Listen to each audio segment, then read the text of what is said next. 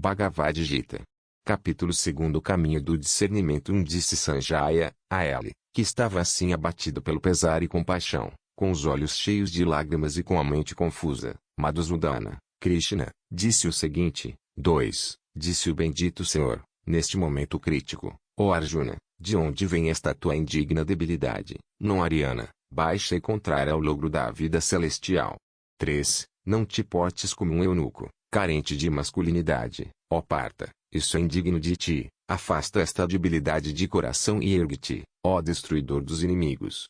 4. Disse Arjuna: mas, ó Madhusudana, ó destruidor dos inimigos, como queres que combata com flechas Abismo e Drona, merecedores de toda a veneração?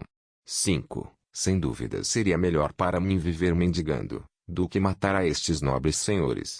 Mas se chegar a matá-los, então todos os nossos bens e prazeres neste mundo estariam manchados com seu sangue. 6. Não sabemos o que seria melhor, vencer ou sermos vencidos. Estes filhos de Dhritarashtra, a cuja destruição não queremos sobreviver, aí estão diante de nós. 7. Minha própria natureza está esmagada pela compaixão, a mente está perplexa com respeito ao dever. Diga-me, te suplico, o que seria definitivamente bom para mim. Tomei refúgio em ti, sou teu discípulo, instrua-me. 8. Ainda que eu fosse um rei próspero neste mundo, sem rivais e dominasse os seres celestiais, não vejo realmente o que poderia quitar este pesar que está consumindo meus sentidos. 9. Disse Sanjaya, falando desta maneira a Hrishikesa, Gudakesa, o que domina o sono, Arjuna, o vencedor dos inimigos, disse de novo: ó Govinda, não vou lutar, e ficou em silêncio. 10. Ó Bharata, então Hrishikesa, sorrindo, disse o seguinte ao que se lamentava entre ambos os exércitos. 11. Disse o bendito Senhor: estás te lamentando pelos que não o merecem e, no entanto, falas como um sábio. Os verdadeiros sábios não se lamentam nem pelos vivos nem pelos mortos. 12. Nunca houve um tempo em que eu não existisse, nem tu, nem esses reis, nem deixaremos de existir no futuro. 13. Assim como o ser encarnado tem sua infância, juventude e velhice, assim também ele toma outro corpo. Os sábios jamais se confundem sobre este ponto. 14. Ó Kunteya, Arjuna, as noções de calor e frio, de prazer e dor, nascem do contato dos sentidos com os objetos, têm origem e fim e são transitórias. Suporte-as, ó Bharata. 15. Ó tu, o melhor dos homens, só aquele que não se aflige por estas modificações e é equânime no prazer e na dor, logra a imortalidade. 16. O real jamais existe, o real nunca é inexistente. Os sábios conhecem esta verdade.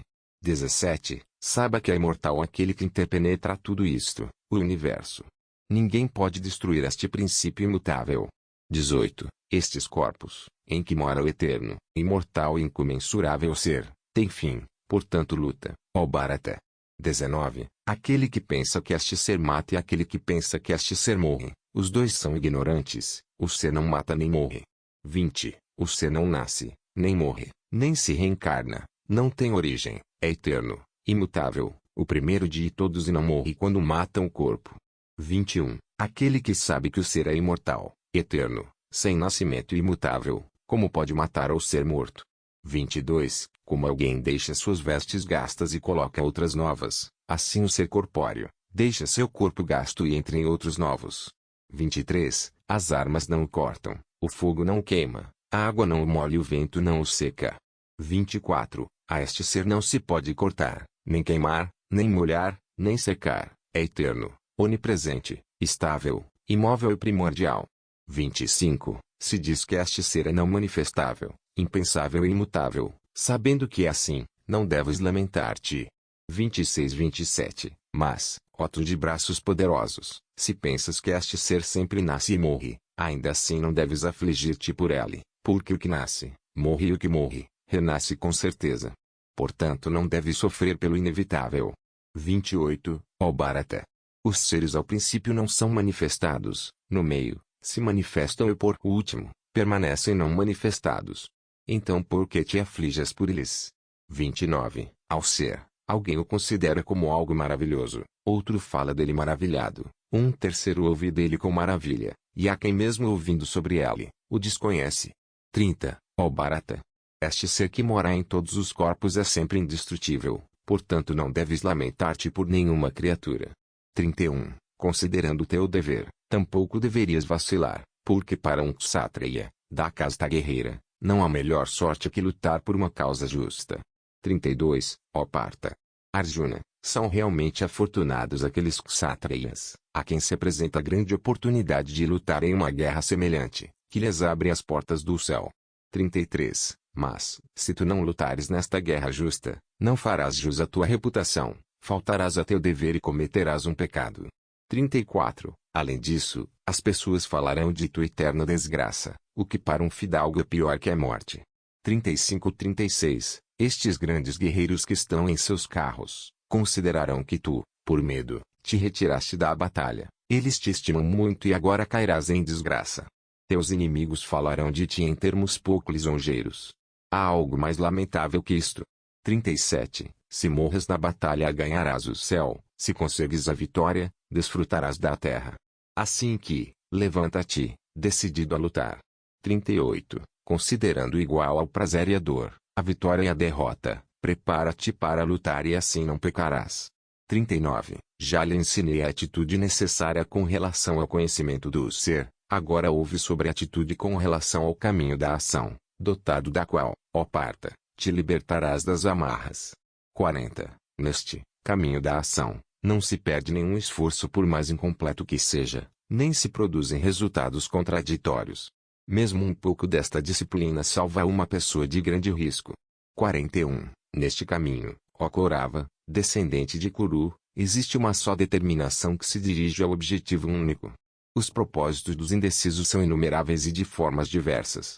42-44. Ó Partha, os nécios, cujas mentes estão cheias de desejos, que consideram a vida celestial como sua meta mais elevada, que estão enamorados pelos panegíricos védicos, que consideram como algo muito superior, estes ignorantes falam em conhecidos termos floridos com relação a diversos tipos de cultos védicos que originam os nascimentos, ações e seus resultados, como meios para o prazer e o poder. Aqueles que estão atados a eles e se deixam levar por estas frases floridas, jamais logram a determinação única, que conduz o homem ao samadhi, absorção espiritual. 45. Os Vedas tratam os temas relacionados aos três gunas, aspectos ou qualidades. São a pureza, a ação e a inércia, componentes da natureza psicofísica. Mantendo-se equilibrado, ó Arjuna, libere-se da trindade dos gunas, dos pares de opostos, frio e calor, prazer e dor, etc., de adquirir e conservar e estabelece-te no Atman, ser. 46. Como o propósito de regar por várias fontes torna-se sem efeito quando chega a inundação, assim se alcança o propósito de estudar os Vedas pela realização íntima do ser. 47. Só tens direito a trabalho, não aos seus frutos. Que estes frutos jamais sejam o motivo de seus atos, nem fiques preso na inação. 48. Ó Dhananjaya, estabelece-te neste yoga, renuncia ao apego, seja indiferente ao êxito e ao fracasso e assim faça tudo. Esta equanimidade é o yoga. 49. Ó Dhananjaya, qualquer trabalho que se faça motivado pelo desejo é muito inferior ao que se faz com a mente não perturbada pelos resultados esperados. Refugia-te nesta tranquilidade. Infelizes são os que trabalham ansiando os resultados. 50. Quando se tem esta tranquilidade mental se libera, mesmo nesta mesma vida, do bem e do mal. Assim que, dedique-se à prática deste yoga. Karma Yoga significa habilidade na ação. 51. O sábio que possui esta tranquilidade se afasta dos frutos de suas ações, se libera das amarras do nascimento, crescimento, etc., e alcança um estado no qual não existe nenhum mal. 52. Quando tua compreensão ultrapassar os conceitos ilusórios, irás adquirir a indiferença com relação ao que ouviste e ao que deves ouvir. 53. Quando se aclarar tua compreensão perplexa por causa das diferentes opiniões e te estabeleças no samadhi, absorção espiritual, então lograrás o yoga. 54. Disse Arjuna, ó Kesava, como defines ao homem de conhecimento firme estabelecido no samadhi? Como fala, como caminha, como se sente o homem de conhecimento firme? 55. Disse o bendito Senhor, ó Partha, aquele que renuncia a todos os desejos e permanece satisfeito em seu próprio ser, é considerado um homem de conhecimento firme. 56. Aquele que permanece imperturbável na adversidade não anela a felicidade, que não tem apego, nem medo, nem ira, É um Muni de sabedoria firme. Muni significa, sábio que guarda silêncio. 57. É permanente a sabedoria daquele que se mantém desapegado em todas as situações, que não se regozija no bem-estar, nem se sente molestado no mal-estar. 58. E quando ela retira completamente os sentidos dos respectivos objetos, como a tartaruga oculta os membros do corpo em sua carapaça, então seu conhecimento se consolida. 59. Os objetos se desprendem do abstinente, porém não o desejo de gozo. Aquele que realiza o Ser Supremo se libera até deste desejo. 60. Ó Colteia, os turbulentos sentidos forçam a ir pelo mau caminho, a mente daquele que está lutando para chegar à perfeição. 61. Controlando-os, o homem de conhecimento firme deve meditar em mim. Sem dúvida, a sabedoria daquele que controlou seus sentidos não vacila mais. 62-63. Naquele que pensa nos objetos, nasce o apego, do apego nasce o desejo, do desejo, frustrado, nasce a ira, da ira nasce a ofuscação, da ofuscação nasce a confusão da memória, em seguida a vontade se destrói e então o homem perece. 64. Mas o homem controlado, com seus sentidos restringidos, livre da atração e aversão, ainda que se mova entre os objetos, alcança a paz. 65. Ao alcançar a paz, todos seus pesares desaparecem. Na verdade, logo se manifesta a sabedoria do homem sereno. 66. Em troca, para aquele sem controle, não existe a sabedoria nem a meditação. Aquele que não medita não tem paz e sem a paz, como se pode lograr a felicidade?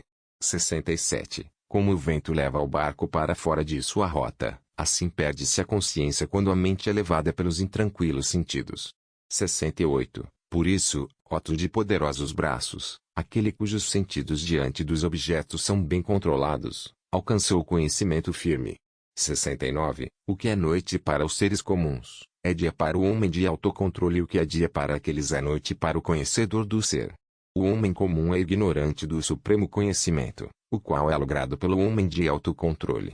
A consciência do homem comum, que está sempre intranquila, é puramente sensória. O sábio é indiferente a este tipo de consciência. 70 Só alcança a paz o Muni, sábio silencioso ou quem sempre pensa em Deus, em quem entram os desejos do mesmo modo que os rios no pleno e plácido oceano, sem perturbá-lo e não aquele que deseja os prazeres. 71. Aquele que vive desapegado, que abandona todos os desejos e que não tem noção alguma de eu e meu, alcança a paz. 72. Ó Parta, este é o estado de estabelecer-se em Brahman, alcançando o qual não permanecem mais as ilusões. Mesmo que se consiga este estado no momento da morte, o homem alcança Brahma Nirvana e se identifica com